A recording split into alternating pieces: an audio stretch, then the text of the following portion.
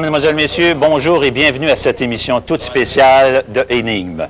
Bien sûr, nous sommes aujourd'hui situés dans les locaux de la polyvalente André Laurendeau où un studio a été aménagé tout à fait spécial pour les besoins de l'émission. Je dois vous dire également que l'émission est tournée devant un public et que ce public aura à intervenir un peu plus tard durant cette émission. Bien sûr, vous me voyez arborant un chandail d'arbitre et c'est un peu le rôle que je devrais tenir tout au cours de cette émission. Alors, sans plus tarder, parce qu'on n'a pas beaucoup de temps, je vais laisser Christian Page vous donner les grandes lignes de la façon dont le débat va se dérouler. Alors, Christian? Bienvenue, Roland, à ce débat sceptique. Les partisans. Donc, on a réuni aujourd'hui à l'école André Laurendeau 8 représentants des sceptiques du Québec. Et de l'autre côté, on a réuni 8 personnes qui se sont distinguées au Québec par leur intérêt pour le paranormal et les phénomènes mystérieux et étranges. Ces gens-là, d'une part et d'autre, ont proposé chacun des thèmes sur lesquels ils aimeraient aujourd'hui débattre, des thèmes qui ont tous été placés sur des petits bouts de papier à l'intérieur de capsules comme celle-ci et qui seront laissés à une pige au hasard. Et chaque groupe aura à ce moment-là à intervenir 3 minutes chacun sur le thème, sans qu'il y ait possibilité de réplique de part et d'autre.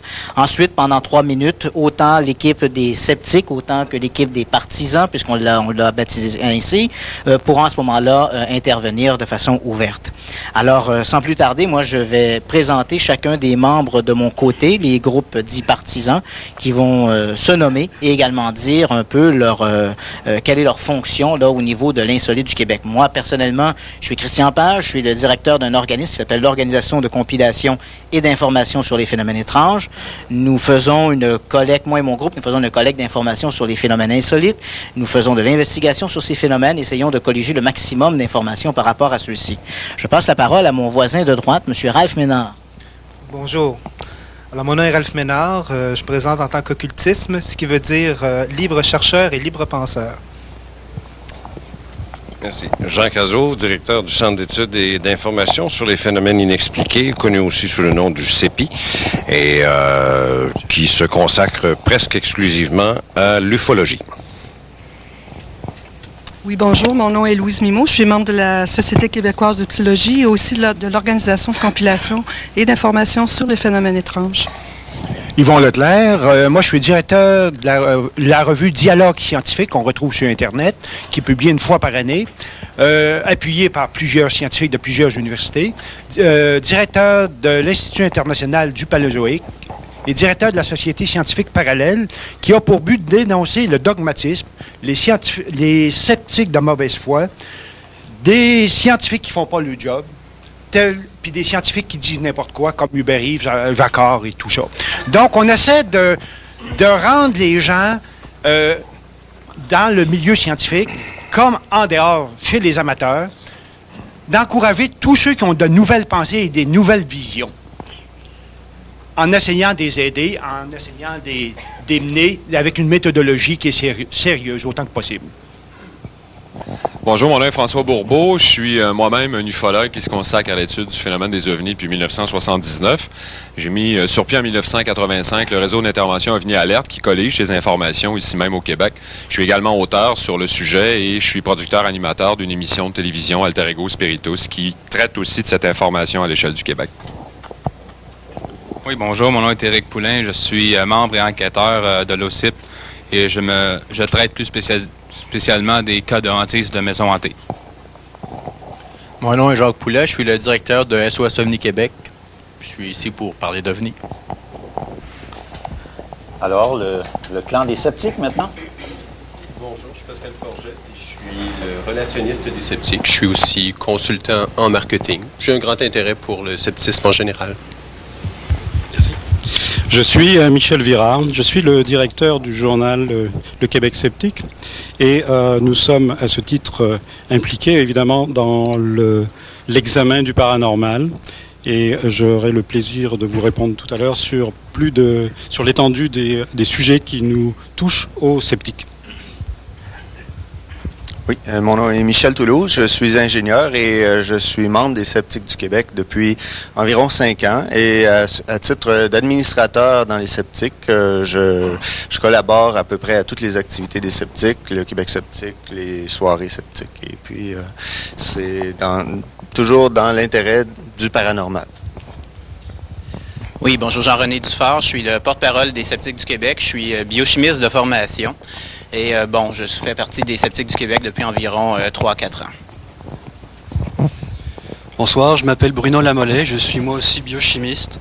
Je m'intéresse à tout ce qui se passe autour de moi, ça inclut les phénomènes paranormaux. La seule chose, c'est que, comme partout ailleurs en science, je demande qu'on m'apporte des preuves quand on fait des allégations, c'est tout. Oui, bonjour, mon nom est Alain Bonnier. Je suis vice-président des Sceptiques du Québec, docteur en physique. J'ai offert il y a 2 ans, via les Sceptiques du Québec, un montant de 500 000 $ pour voir la preuve d'un phénomène paranormal. Nous attendons toujours cette preuve. Isabelle Gambu, membre des Sceptiques du Québec, physicienne. Puis je m'intéresse beaucoup aux phénomènes paranormaux en général. Je suis très curieuse et je ne suis pas bornée.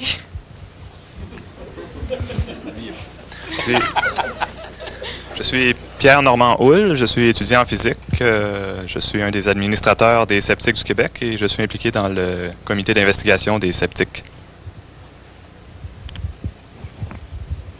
Alors voilà, c'était la présentation des Sceptiques et aussi tout à l'heure des partisans. Je dois dire qu'avant de commencer, avant de puiser la première capsule, j'ai un chronomètre. Alors évidemment, chacun des intervenants sera chronométré rigoureusement et je n'hésiterai pas, lorsque le moment sera venu, de vous interrompre. Alors vous êtes prévenus des deux côtés. Alors voilà, et aussi avant de commencer, je dois dire que cette émission aura une suite. C'est une émission à 2 volets, donc on fera un premier volet maintenant et un autre volet la semaine prochaine. Alors voilà, j'y vais avec la première capsule. C'est une question qui nous vient, dis-je, des sceptiques. Pourquoi ne pas s'opposer au salon de l'ésotérisme insulte à la crédibilité des phénomènes paranormaux? Alors je demande immédiatement au représentant des sceptiques de bien vouloir faire son commentaire. Alors, on y va dans 3, 2, 1. C'est moi? Bon. Oui, effectivement, souvent, comment je pourrais dire ça? Le salon de l'ésotérisme, chacun d'entre vous, je vous ai entendu présenter ce salon-là comme une disgrâce au phénomène ésotérique. Vous vous présentez comme des gens sérieux, des enquêteurs sérieux qui cherchent la vérité et non pas cherchent à faire la promotion des phénomènes paranormaux. Sauf que j'ai jamais entendu quelqu'un d'entre vous critiquer ouvertement ou comment je pourrais dire, vraiment attaquer les gens parmi vous que vous identifiez comme des charlatans. Il y en a souvent que vous avez sûrement, bon, je pourrais vous poser la première question, est-ce que 100% des gens qui travaillent dans le domaine du paranormal sont des gens crédibles? Vous allez sûrement me répondre non, possiblement comme je vous répondrai non en sciences. Sauf que je vous ai jamais entendu critiquer ouvertement ces gens-là. Et on se pose la question, est-ce que vous vous tenez ensemble parce que c'est une business et que vous devez faire la promotion de cette business-là? Parce que si vous critiquez les phénomènes paranormaux en quelque part, ben vous allez perdre des revenus. C'est évident, tandis que nous, on n'a vraiment rien de revenus à perdre. Donc, il y a une question d'objectivité là-dessus qui est assez importante, je trouve. Parce que vous êtes quand même juge et partie dans un certain... dans ce domaine-là. C'est tout. Je vous disais que vous avez employé 1 minute 26 sur 3. Alors, je vais demander maintenant aux représentants des partisans de bien vouloir faire la réplique. Vous avez, je vous rappelle, 3 minutes pour le faire. Allez-y. Bonjour. À propos de charlatanisme et d'obscurantisme, je pense que c'est un des gros chevals de bataille des sceptiques du Québec. Maintenant, quand on parle d'obscurantisme et de charlatanisme, je crois qu'il faudrait définir les mots exactement, parce que moi, j'ai lu des choses, par exemple, dans un des derniers journaux sceptiques du Québec. Le mot charlatanisme a une définition très large selon certains sceptiques. Alors, un charlatan, c'est quelqu'un qui abuse volontairement de quelqu'un, qui est menteur, autrement dit, qui qui va promouvoir quelque chose dont il sait que c'est faux. Mais beaucoup de gens parmi les supposés charlatans sont sincères et croient à leur affaire. Maintenant, si dans votre tête, quelqu'un qui est sincère, qui se dit voyant et qui croit vraiment à ce qu'il fait, si vous le dites charlatan, à ce moment-là, c'est une question de point de vue, là, de vue d'esprit. On discute de croyances à ce moment-là. C'est les croyances que vous critiquez. Moi, d'après moi, c'est comme ça que je vois ça. Moi, je pense, oui, il y a une chose, on dit, vous dites rien. Moi, vous avez jamais entendu parler contre Hubert Reeves qui dit n'importe quoi, tu sais, ou contre Jacquard, ou contre les autres. Je veux dire, c'est aberrant de penser à des choses comme ça, tu sais. Je veux dire que c'est des drôles d'accusations. Vous dites rien parce que vous avez peur de perdre de l'argent. Vous autres, vous prenez votre 500 000 $ où? Tu sais, vous ne perdez pas votre argent. Puis, bien sûr, vous êtes sûr de ne pas le perdre, tu sais. Bon, sauf que le salon des ésotéristes, tu sais... Continue, excuse-moi. OK. Alors, c'est ça, je trouve, le point, là, c'est qu'il y a science d'un côté, il y a croyance de l'autre. Quelqu'un qui se dit voyant, comment veux-tu prouver ça scientifiquement? Là, tu tombes dans la parapsychologie. C'est vaste, je veux dire. Tu peux aller voir du côté des recherches qui ont été faites en parapsychologie. Il y a des prétentions à la voyance, OK. Il y a des croyances d'une part. Alors, qu'est-ce que vous critiquez? La croyance à la voyance, les gens qui croient qu'ils sont voyants, ou si ce phénomène-là en lui-même, chez les gens qui sont sincères, vous n'y croyez pas, vous vous en doutez, eh bien, OK, vous avez le droit, c'est sûr. Mais il y a des gens qui affirment, que... Bon, là, le salon des ésotéristes, c'est souvent sur la voyance, là, c'est des prétentions comme ça. Il y a des gens qui croient que, telle voyante leur a prédit l'avenir et tout et tout. Mais le charlatanisme, dans le sens général où on l'entend, c'est sûr qu'on n'est pas pour ça. On n'est pas pour les fraudeurs et tout. Mais c'est difficile un peu de trancher avec les gens qui sont sincères, ceux qui sont fraudeurs. Je trouve que c'est touché un peu. C'est pas un cheval de bataille que le CIB va endosser ou la Société de psychologie va endosser. On s'intéresse à ce qui se fait dans ces domaines-là. Alors voilà, c'est terminé. Merci. Je vous remercie. Alors, les prochaines 3 minutes vont avoir attrait à un débat entre les deux clans, bien sûr. Et je voudrais vous faire remarquer, entre autres, que durant que l'intervenant de chacun des groupes intervient, je voudrais que ce soit juste une personne qui intervienne et non pas plusieurs, comme vous venez de le faire, évidemment. Vous avez le temps maintenant de le faire, alors... à mon signal, vous y allez. C'est parti. Oui, mais moi, ce qui m'intéresse là-dedans, c'est que vous avez parlé de voyance, vous avez parlé des gens qui ont des pouvoirs, qui disent prétendre des pouvoirs. S'ils disent prétendre ces pouvoirs-là, c'est évident qu'en quelque part, ils ont été capables de s'en rendre compte. Et s'ils sont capables de s'en rendre compte, c'est parce qu'il y a une certaine manifestation de ce pouvoir-là. Et c'est pas vrai de prétendre que cette manifestation de pouvoir-là n'est pas démontrable, puisqu'elle existe. Quand on demande à un médecin, êtes-vous médecin? Bien, il faut qu'il démontre qu'il a des capacités à être médecin, le même type qu'un voyant. Et pour moi, un charlatan, c'est quelqu'un qui se dit voyant, qui n'a même pas l'intérêt de démontrer qu'il est voyant pour pratiquer son art, ou appelez-le comme vous voulez. Et par le fait même, il pratique quelque chose qu'il n'a jamais démontré. Et comment voulez-vous que... Là, en quelque part, il y a un problème. Là, et c'est très facile. On parlait tout à l'heure de Hubert Reeves. Hubert Reeves, ce qu'il dit, c'est démontrer scientifiquement. Qu'est-ce que c'est démontrer scientifiquement? C'est que n'importe quel scientifique peut vérifier ces théories-là par des calculs, des choses comme ça. Bon, évidemment, Hubert Reeves fait un peu de poésie autour de ça. Et il n'y a aucun problème avec ça. Sauf que ce que Hubert Reeves prétend, je vous mets au défi de le démontrer. Et si vous le démontrez que c'est faux, ben, ça va nous faire plaisir de dire c'est faux. Je me demande quand est-ce qu'il fait de la science. On le voit partout dans tous les médias. Est-ce que le fait d'être dans plusieurs médias fait qu'on ne fait pas de la science? Dans un premier temps, je ne voudrais pas qu'on fasse le procès d'Hubert Reeves. Non, on ne fait pas le procès d'Hubert Reeves. Ça ne faut pas charrier. La science, c'est pas toutes les connaissances. À propos du salon de l'ésotérisme, là, je veux dire, il faut quand même un peu, à un moment donné, remettre les pendules à l'heure. Moi, en ce qui me concerne, ma profession, c'est celle de journaliste. J'ai du travail à faire dans ce domaine-là. D'autres ont d'autres travail à faire également. On a un temps limité à consacrer parfois au paranormal, à l'investigation du paranormal. Moi, en ce qui me concerne, parce que je suis un personnage assez connu dans ce domaine-là au Québec, parce que des gens vont donner mon nom à titre de référence, les gens m'appellent, les gens me disent « j'ai une maison hantée, j'ai observé un ovni », etc.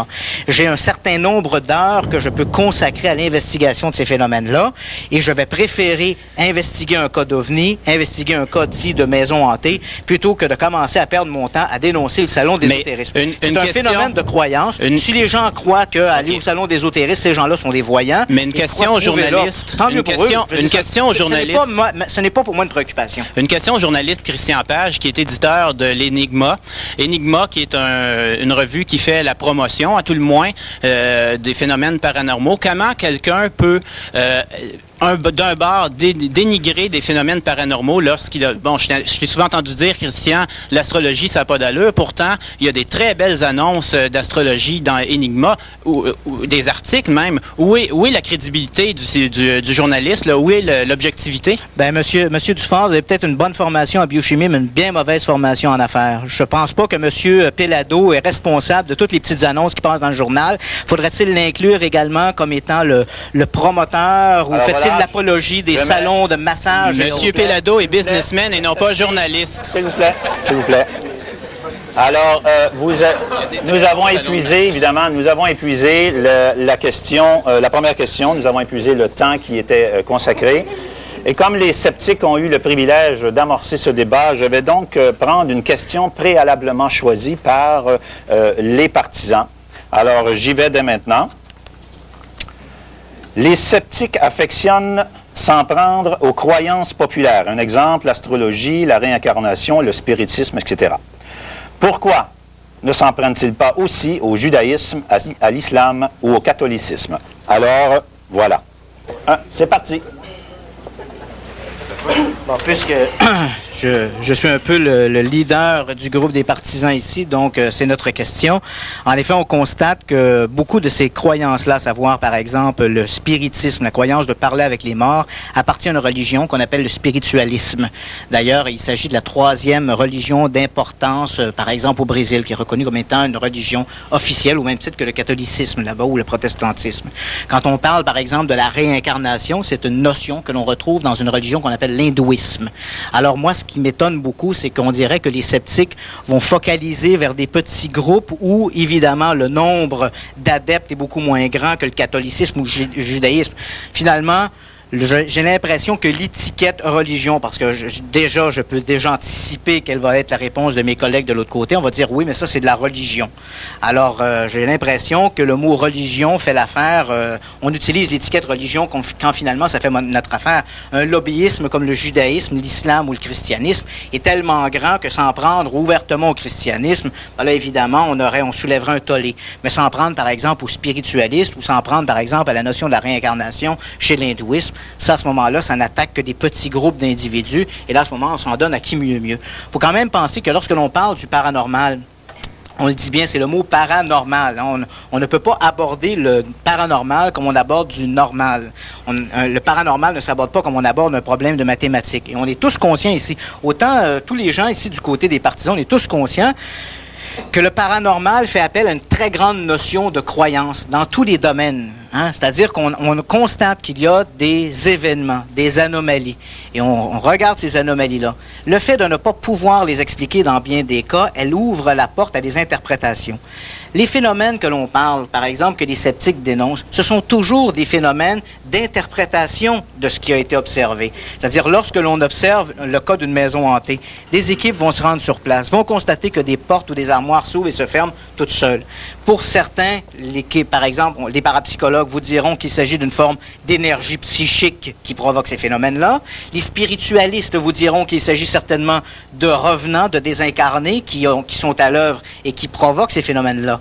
Alors, c'est une question d'interprétation et évidemment, l'interprétation dans le paranormal relève d'un phénomène de croyance au même titre que le judaïsme, le catholicisme, le protestantisme et tout autre.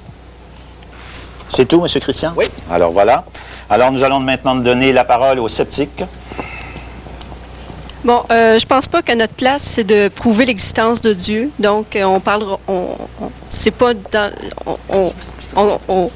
On répond pas à cette question-là, mais je veux dire, les sceptiques du Québec peuvent quand même traiter des questions religieuses quand ça a rapport avec des phénomènes qu'on peut observer. Par exemple, si on a le suaire de Turin, on peut quand même essayer de voir si le suaire est exact, si est réel, s'il existe, si c'est vrai que ça vient vraiment du Christ. Fait que dans ce sens-là, oui, on accepte les questions religieuses.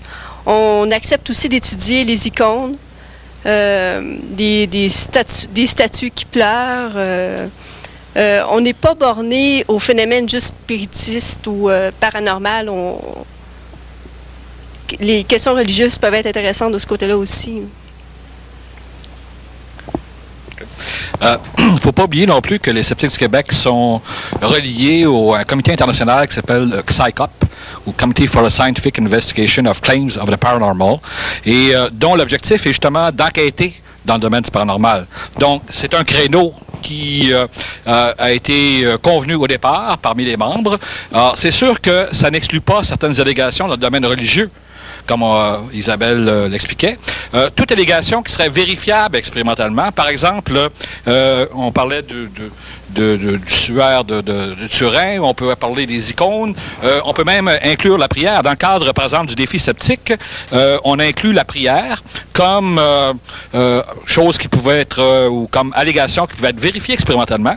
Quelqu'un qui prie, par exemple, Saint-Joseph en pensant que ça va lui donner un emploi ou que ça va le guérir ou quoi que ce soit, ça peut être dans le domaine du vérifiable. Tout ce qui peut être vérifié expérimentalement et fait l'objet de vérification de notre part. Et on n'a pas de tabou, si on veut, sur le plan religieux. La réincarnation aussi. La réincarnation aussi est une allégation pseudo-religieuse. Alors, on enquête également là-dessus. Donc, le critère, au fond, ce n'est pas savoir si c'est religieux ou pas religieux, savoir si c'est observable expérimentalement ou non. Et bien sûr, il y a des allégations qui ne sont jamais observables. Isabelle parlait, est-ce que Dieu existe ou pas? On pourrait en débattre longtemps, mais ce n'est pas quelque chose qui peut faire l'objet d'une expérience concrète. Mais si on prétend que Dieu intervient dans la vie de tous les jours, ça, en principe, on devrait pouvoir le vérifier. Faites-le. Pour les guérisons miraculeuses aussi.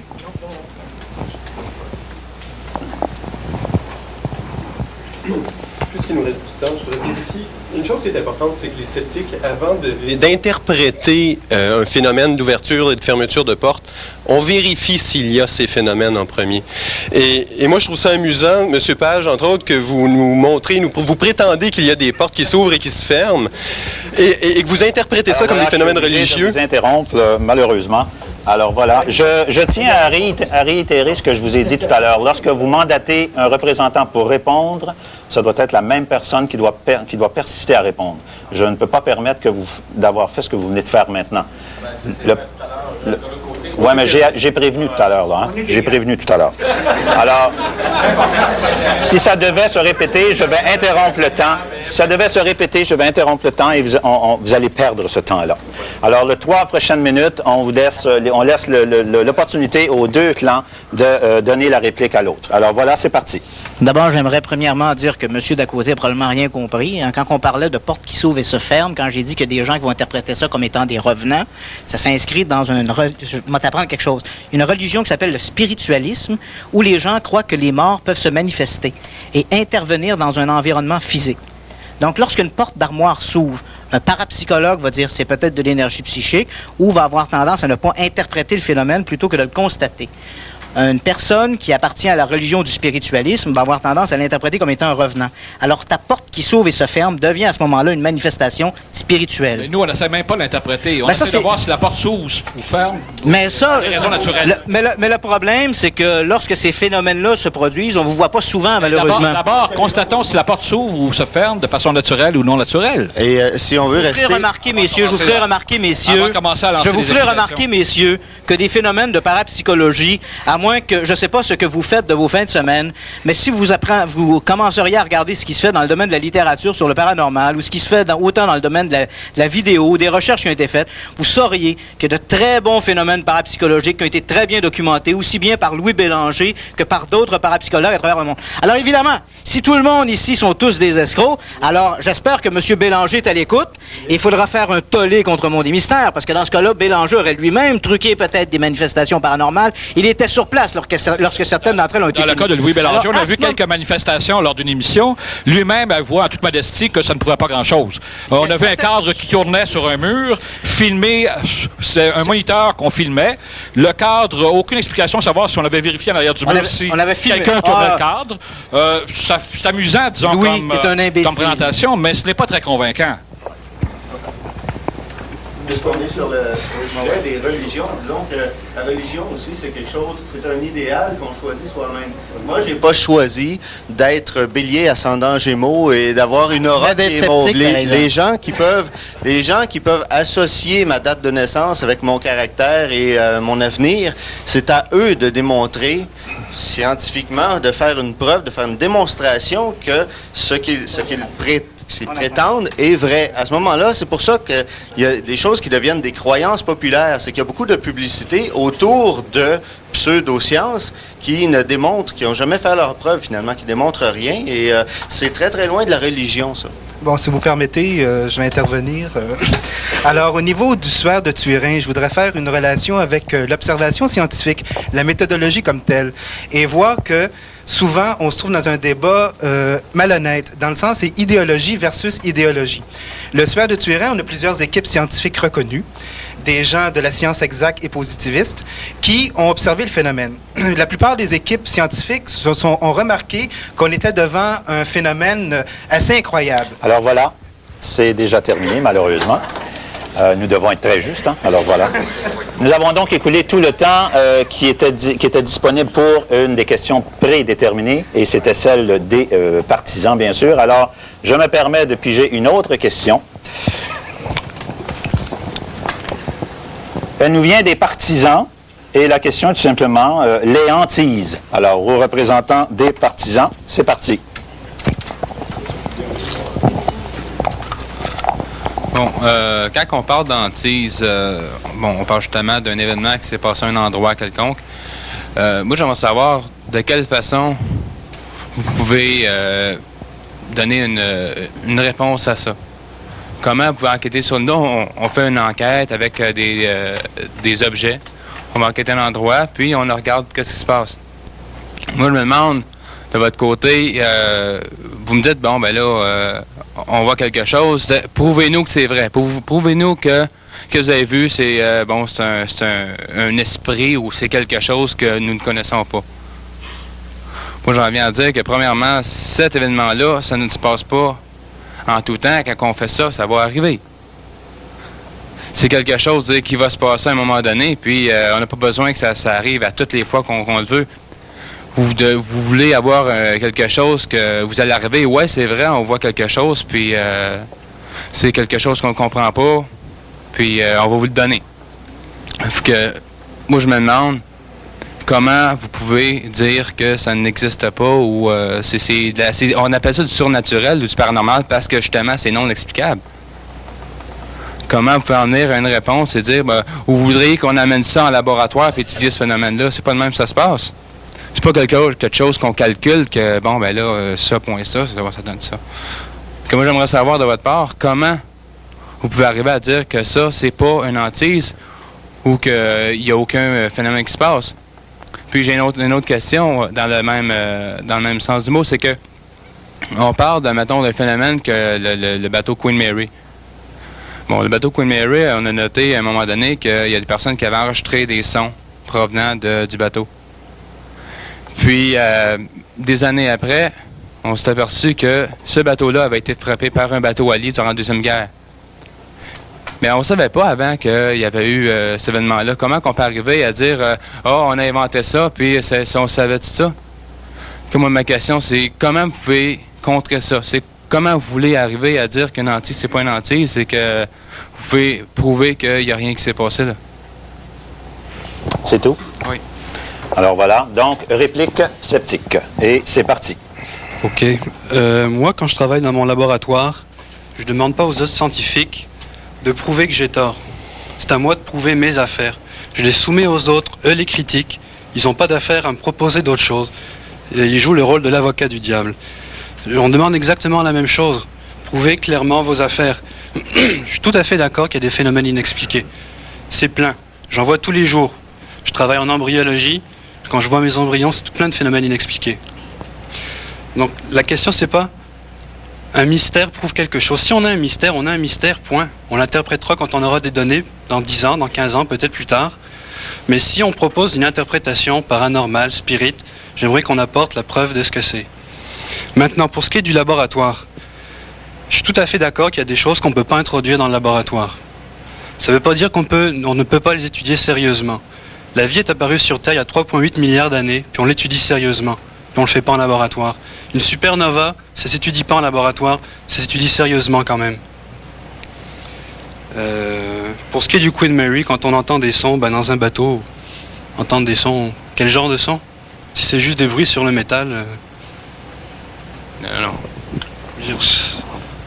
Est-ce que vous avez d'autres informations là-dessus? Non, on va racheter des sons, aussi. S'il vous plaît, je vous demande pardon, mais dans le moment, c'est un droit de réplique. Non, donc on pourrait terminer là-dessus, ouais. Juste définir un peu plus le cas du Queen Mary. Je suis tout à fait d'accord qu'il y a des phénomènes inexpliqués, qu'on expliquera peut-être plus tard, qu'on n'a peut-être pas la capacité d'expliquer, mais c'est pas parce qu'on n'est pas capable d'expliquer qu'on peut dire n'importe quoi. Non, je vous en prie. Est-ce que votre droit de réplique est terminé? Moi, j'ai terminé, oui. Alors, on va stopper le temps là. Alors, maintenant, le temps est venu de vous laisser 3 minutes aux deux clans pour amorcer un débat sur la question de fond. Alors, on y va. Moi, dans le cadre des phénomènes paranormaux, monsieur nous dit, et je suis heureux d'entendre monsieur parce que ses propos étaient tout à fait sensés. C'était... et moi, je dirais qu'il y a en effet dans le monde des équipes de recherche qui font de l'investigation sur les phénomènes parapsychologiques. Certains de ces phénomènes-là ont été très bien documentés.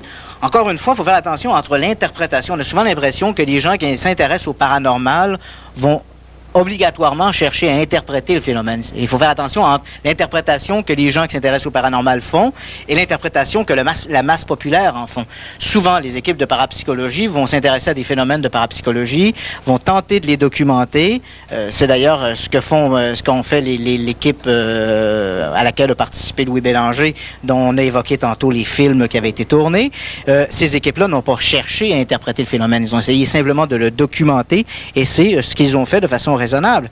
Le problème, en effet, c'est que le phénomène, ce sont des phénomènes spontanés. Il est très difficile d'amener ça dans un laboratoire.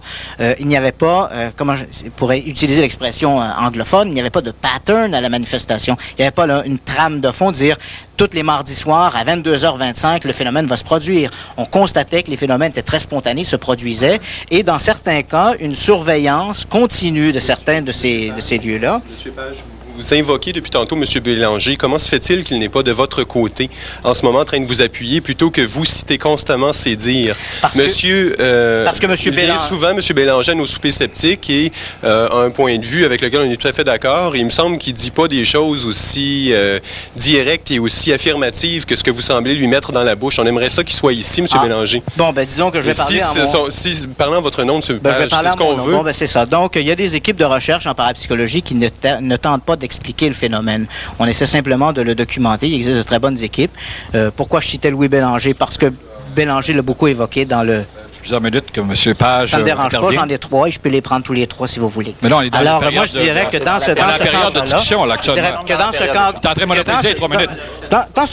cadre-là, la preuve... Effectivement, si vous demandez, est-ce qu'on a la preuve d'un revenant? Non, on n'a pas la preuve d'un revenant. On a la preuve. On a réussi à documenter des phénomènes paranormaux. Monsieur Page, point à la ligne. On va laisser quand même le droit de réplique. Ça serait le fun. OK. Il y a une chose qui me surprend toujours de la part des partisans, puisqu'ils veulent s'appeler ainsi, c'est qu'on saute rapidement aux conclusions.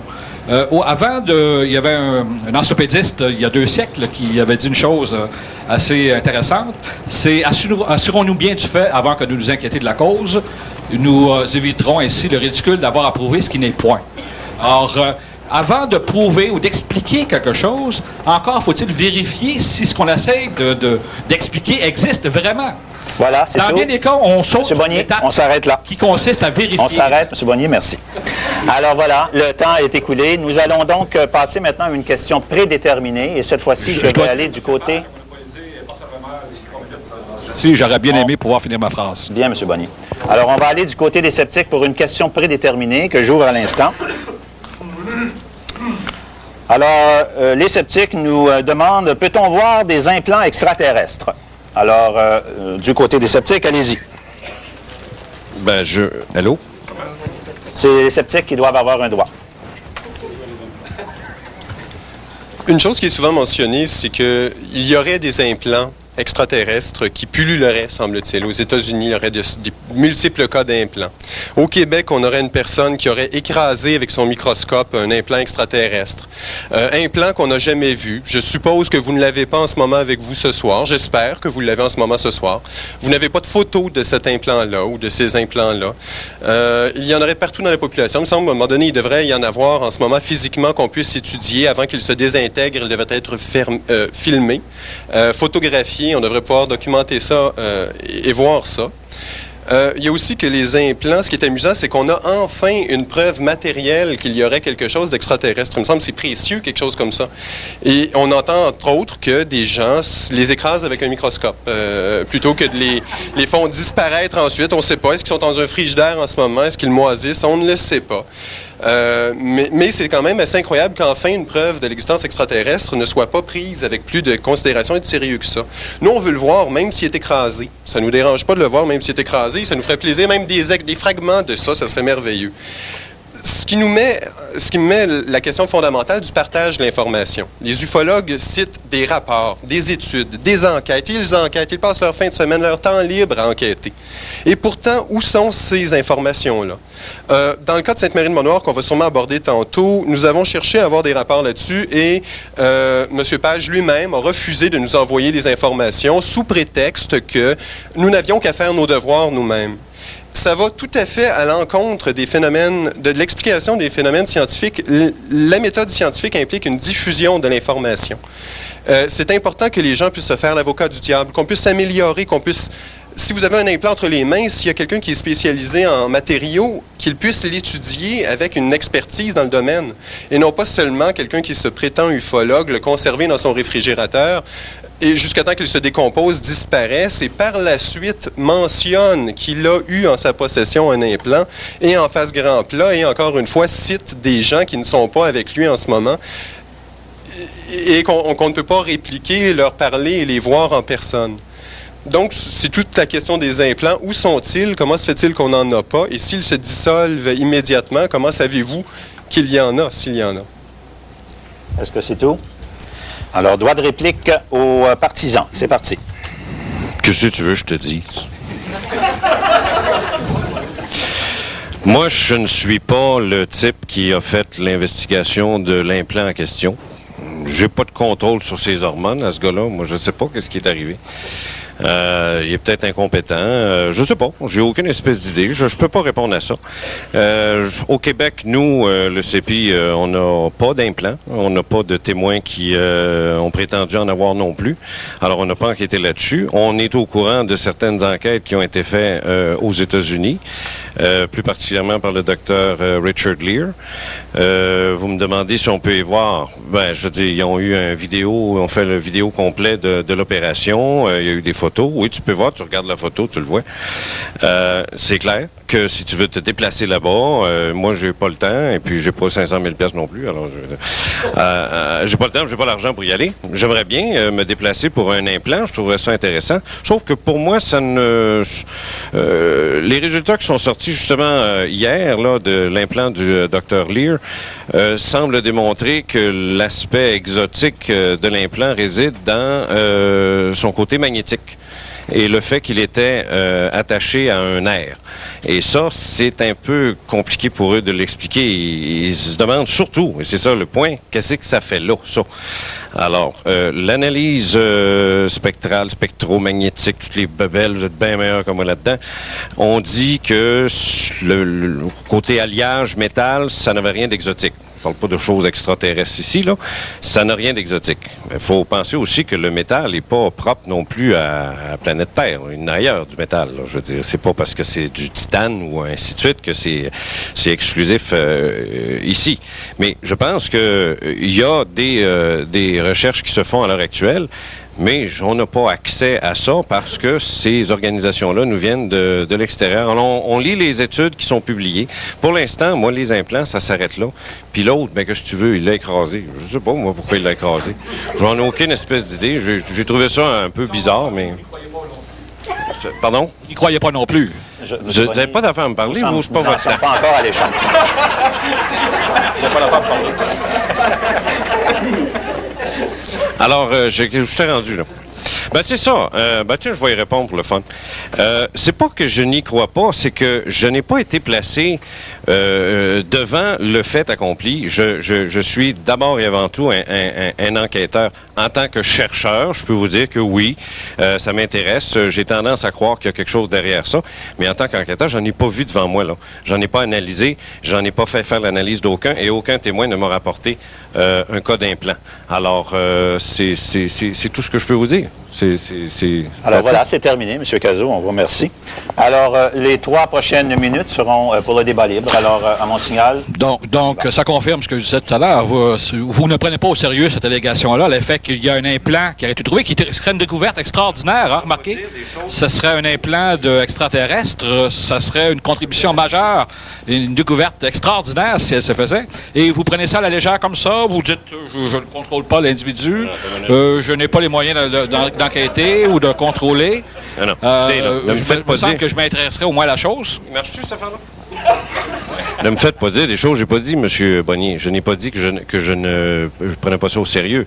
J'ai dit que c'est pas mon champ d'action comme c'est là. Je n'ai pas le droit de vous dire, oui, j'ai vu un implant, c'est fait comme ça marche de cette façon-là, c'est fantastique. Je n'ai pas accès à cette information-là. Alors, je mets un terme tout de suite parce que malheureusement, nous en sommes déjà rendus à donner la parole aux gens qui sont avec nous en studio. Je rappelle au public que pour poser votre question, vous vous levez. Il y a un monsieur qui va se diriger vers vous avec un micro. Et une fois votre question posée, vous allez vous rasseoir pour que les gens puissent... Alors, ça peut s'adresser autant à un panel comme à l'autre. C'est parti. Je m'adresse donc aux partisans. Vous parlez de gens sincères, parce que, excusez-moi, je reviens très au début, donc les gens qui se croient sincères face à leur pouvoir. Est-ce que vous les aidez? Est-ce que vous avez des programmes pour leur faire eux-mêmes le processus de recherche et vérifier est-ce qu'ils ont réellement ces pouvoirs-là? Si oui, bien, lesquels?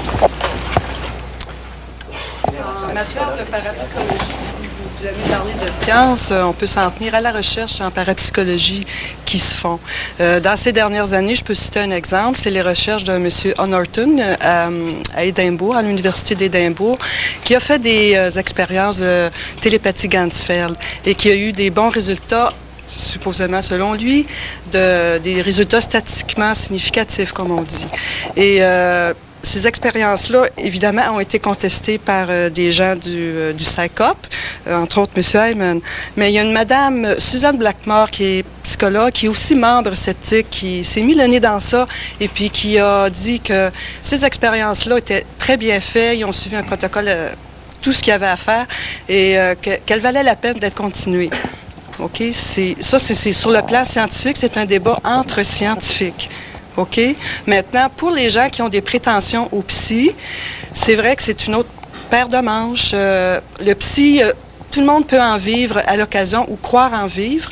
Ça peut être interprété chacun à sa façon. Il y a peut-être des processus psychologiques qui peuvent faire croire à du psy aussi. Ça dépend des cas. C'est pas facile à trancher, ça, c'est vrai. Là, je ne sais pas si quelqu'un peut ajouter quelque chose. Je demanderai autant que possible à ceux qui répondent de conscrire ça un peu pour qu'on ait le temps de poser beaucoup de questions.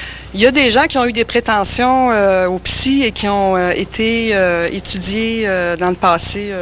Il y a des bons cas en parapsychologie qu'on considère comme bons. OK. Il y a le cas de Mme Kulagina en Russie qui a été examiné. Mme Kulagina a fait ses performances, si vous voulez, avec des boîtes scellées sous verre, OK? Des objets autant qu'on pourrait soupçonner être sensibles au magnétisme et des objets qui ne sont pas sensibles au magnétisme, OK? Alors, il y a de la documentation là-dessus. Voilà. Okay. Est-ce que ça satisfait à votre question, monsieur? Je parlais de programme d'aide pour les gens qui se disent, donc, entre autres, lorsqu'on va au centre de l'ésotérisme, tous ces gens-là, est-ce que vous les aidez? Est-ce qu'il y a des programmes? Parce que donc, il n'y a aucune... Bon, aider une voyante, là. C'est quoi ça, aider une voyante? Est-ce que vous les aidez au niveau de leur programme de recherche personnelle? Est-ce que vous leur... Ces gens-là ne prétendent pas à des recherches personnelles, là, je veux dire... OK, c'est très clair dans ce cas-là. Puis au niveau du c'est que vous mélangez là, le paranormal, l'ésotérisme et l'occultisme. Là, vous mettez tout ça dans le même paquet. Là. J'aimerais mentionner que vous ne faites pas une très grosse différence non plus jusqu'à maintenant. Non, mais on entend toujours parler... Si vous permettez, je vais mettre un terme, étant donné que, bon, je ne veux pas que ça devienne un débat entre deux personnes. Je veux laisser quand même le public poser plusieurs questions. Alors, la prochaine question, s'il vous plaît, madame. Moi, je voudrais revenir au sujet du... À qui s'adresse votre question, madame? De l'ésotérisme aux partisans. Parfait. Je voudrais revenir au salon de l'ésotérisme. On sait tous que dans la psychologie humaine, il y a une partie rêve, imaginaire, fabulation, imagination et tout. Puis, il y a aussi le concret, le quotidien.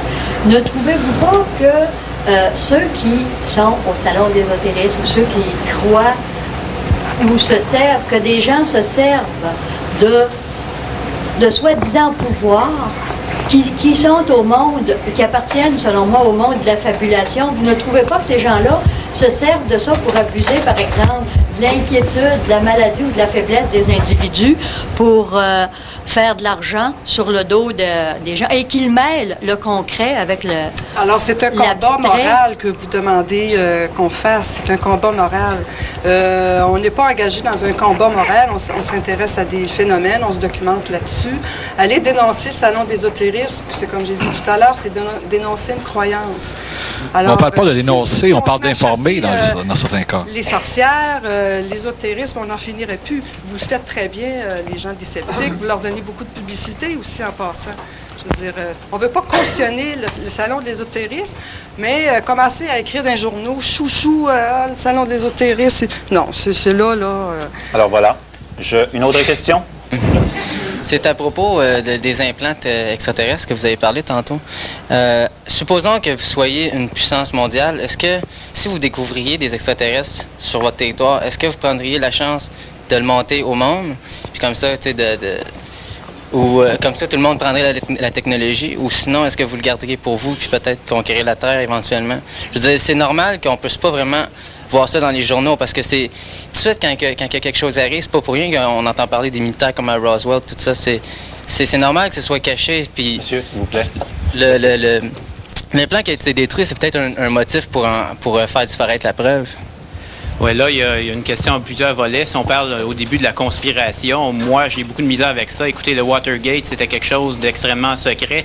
Et 6 mois après, c'était dans tous les journaux. Je pense pas qu'on puisse le Watergate, cacher quelque chose des médias qui sont quand même... Moi, je pourrais peut-être en discuter avec M. François Bourbeau. Au niveau des implants extraterrestres, moi, on entendait tout à l'heure M. Cazot parler. Moi, je me dis, être ufologue, je me dirais, j'ai le devoir de demander à ce qu'on nous montre ça.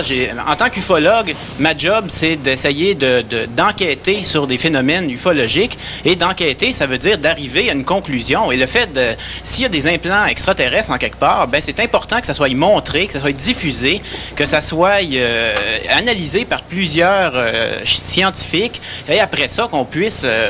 vraiment une question de diffusion de l'information. Ici, on sent que toutes ces choses-là, c'est toujours l'homme qui a vu l'homme, qui a vu l'homme, qui a vu l'implant, que c'est vrai. Et ça, on a beaucoup de misère avec ça, les sceptiques, et aussi dans le domaine scientifique, parce qu'à un moment donné, on a quelque chose, on diffuse l'information, et après ça, c'est critiqué, et il sort de ça. Je veux dire, le débat avance de cette façon-là, mais si on garde le dossier secret dans notre garde-robe, ben le débat avance pas, puis on peut toujours dire « Ah, il y a un dossier secret dans mon garde-robe. Ah, il y a un implant dans mon réfrigérateur. C'est vrai, c'est vrai. » Le débat avance pas. On reste ici, c'est stérile. Il y a un autre débat télédiffusé 1 an après, puis on dit encore « Ah, il y a un implant, c'est vrai, dans mon garde-robe. » Il faut qu'on mette ça sur la place publique et qu'on discute de ça, parce que s'il y a un implant extraterrestre en quelque part, vous êtes tous d'accord avec moi, c'est la découverte de l'humanité, même pas du siècle, c'est la découverte absolument fantastique. Alors, en somme, on reproche aux ufologues de ne pas bien faire leur travail. Si le travail était bien fait, si j'étais ufologue, comme disait M. Dufort, je me serais précipité sur cette déclaration-là. J'aurais essayé de voir où est l'implant, où sont les restes de l'implant si on l'a écrasé. Remarquez qu'un semi-conducteur, même écrasé, on peut déterminer également le dopage des différents éléments qui sont dans le silicium. Moi, je voudrais simplement répliquer à ça. Je voudrais simplement répliquer à ça. On va régler le problème assez vite. M. Forget, tantôt, là, en début de présentation, il a mentionné, il dit, nous autres aussi, on s'intéresse au paranormal. Vous vous intéressez au paranormal? Il y a un ouvrage qui a été publié par Marie-Thérèse Debrosse, une ancienne journaliste. Ça, M. Page? Non. Une journaliste qui a publié un ouvrage qui s'appelle Les enlèvements extraterrestres. Elle raconte le dossier de l'implant. Attends une minute, là. Elle raconte le dossier. Elle rappelle le dossier. Elle rappelle. Un ufologue. Non. Laissez-moi finir. Elle raconte le truc de l'implant qui a été écrasé et elle donne le nom. Donc, je vais le donner. C'est Bernard Grade. Donc, M. Bonnier, si vous intéressez... Pas M. Bonnier. Non. Si vous intéressez aux implants, vous nous reprochez de ne pas faire notre job. On vous la donne, notre job. Allez voir M. Grade. Vous vous intéressez au paranormal. Vous vous intéressez au paranormal. Allez voir Bernard Grade et demandez-lui de voir l'implant. On est tous d'accord ici que c'est... On ne croit pas vraiment. Le chat... Pour être franc. Mais vous semblez y croire. Excellent. Donc, moi, si je croyais qu'effectivement, il y a un implant extraterrestre, je me serais précipité pour le voir. Nous, on pense que c'est une autre histoire montée, que ça n'a aucun sens. Bon, allez voir Bernard Grade. C'est de lui que vous parlez depuis le début. Ça serait à vous à présenter au moins cet élément de preuve-là. Alors, je suis obligé de vous interrompre puisque notre régie nous fait signe que c'est presque déjà terminé. Alors, c'était là le premier débat de cette première émission. Alors, je vais confier maintenant la parole à M. Page qui a des choses à nous dire avant que nous nous quittions. Oui, beaucoup de gens nous téléphonent à l'émission Énigme ou nous envoient du courrier disant qu'ils aiment beaucoup l'émission, ils aiment les interventions qui sont faites durant l'émission. Ce qu'on nous reproche un peu, c'est de ne pas avoir suffisamment de témoignages. Les gens nous reprochent, vous avez reçu à un moment donné une dame qui disait avoir été enlevée par des extraterrestres, mais après 5 ou 6 minutes, on a dû l'interrompre pour continuer le débat sur d'autres volets. Alors les gens nous disent, ce serait le fun si éventuellement vous pourriez recevoir beaucoup de gens qui racontent ou qui ont vécu des expériences paranormales. Alors, devant l'appel des gens qui voulaient ce genre d'activité, on a décidé de faire un peu une émission comme celle-ci, qui sera tournée devant public à l'Université de Montréal, où on recevra cette fois des gens qui disent avoir vécu des expériences paranormales. Il y aura notamment une personne qui dit avoir été possédée par le démon, des gens qui disent avoir été enlevés par des extraterrestres, des gens qui disent avoir vécu des expériences de mort imminente. Et sur le panel, avec nous, il y aura également des psychologues, il y aura probablement un neurochirurgien, il y aura des prêtres qui vont parler de ce phénomène-là un peu, mais cette fois, les vedettes de l'émission seront réellement ces témoins de l'impossible. Alors, ça doit se tenir le 22 mars prochain à l'Université de Montréal.